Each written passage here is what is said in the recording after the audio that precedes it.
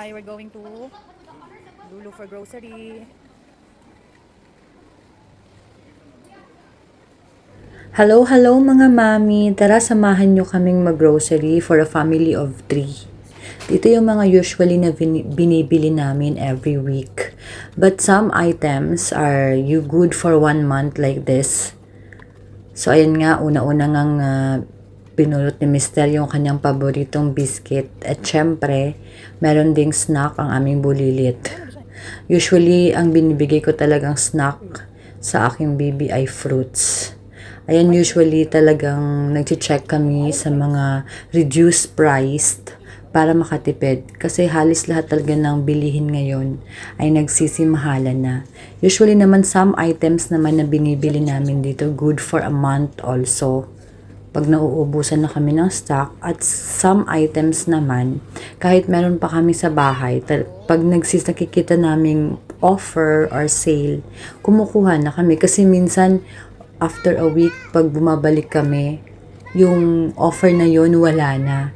Ito lang naman yung mga usually na every week na binibili namin, katulad ng mga yogurt, nung milk. Ito kasi yung milk, iba yung milk ko sa milk ni Mister kasi nga nagtatry ako mag-lose ng weight, so healthy. Ayan yung dosa ni asawa, yan, every week kami bumibili niyan. Yung egg naman, pag nauubos talagang 30 pieces yung kinukuha ko, pero hindi naman siya good for a week. Sometimes, good for 2 weeks. Minsan kasi, yung 15 pieces hindi sasapat for a week kasi minsan, gumagawa ako ng bread, ganon. At saka dito sa Lilo, hindi talaga kami dito nag-grocery ng fruits kasi medyo mas mahal siya. Talaga sa fruit market kami. Ito lang yung mga hindi ko natansya na mauubos siya before kami magpupunta ng wet market. And may mga additional din ako na grocery ngayon kasi nga i-treat ko yung mga friends ko because last Monday it was my birthday. So actually ako ayoko talagang sanang maghanda, kaya lang si Mr. sabi niya treat ko naman daw sila kasi pag nagbe-birthday sila pumupunta din naman ako. So ayan, dagdag lang ako ng ingredients for my spring roll, chicken spring roll, and mango graham.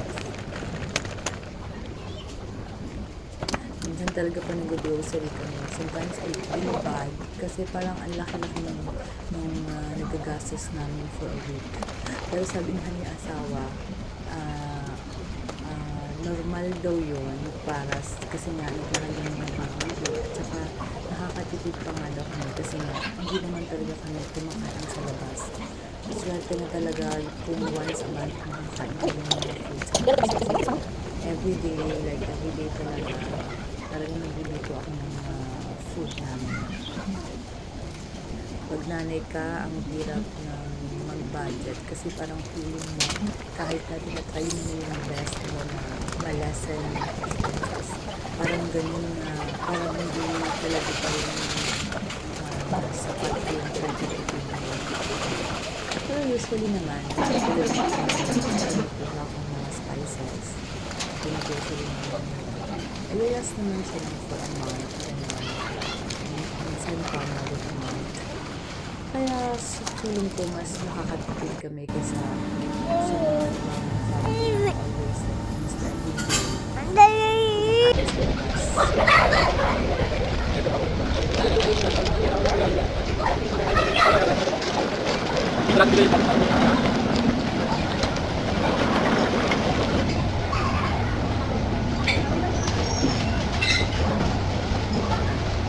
Mga pansin mo kahit bread, talaga bread na klase. Pero si Mr. hindi kumakain.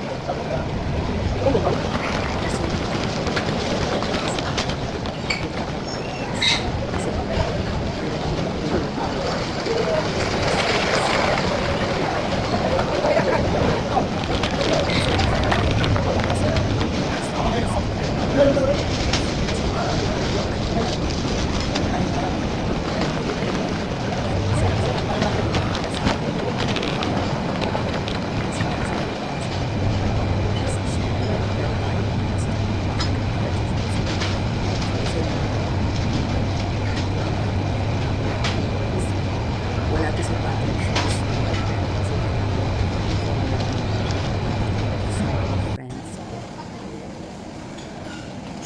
ako nag-grocery, talagang sinecheck ko yung kung kailan mag-expire yung mga galapal yung mga items na alam ko naman sa akin siya pero kailangan ko siya nilagay kasi mga times na biglaan yung nilagay ko so syempre hindi naman makakapagyan ng mga supermarket minsan magtrabaho sila sa kinukuha ko na kasi alam na mas kumain tayo so hindi ako i-check tayo yung base rate na isa gusto ko rin subukan yung presyo ng lady ayun na ang babayad na actually now kasi ay more than 500 yung sa mga bill usually nasa 300 lang siya kasi hindi ko sa mga fruits and vegetables dito mga extra expenses so ayun yung aming grocery. Bye!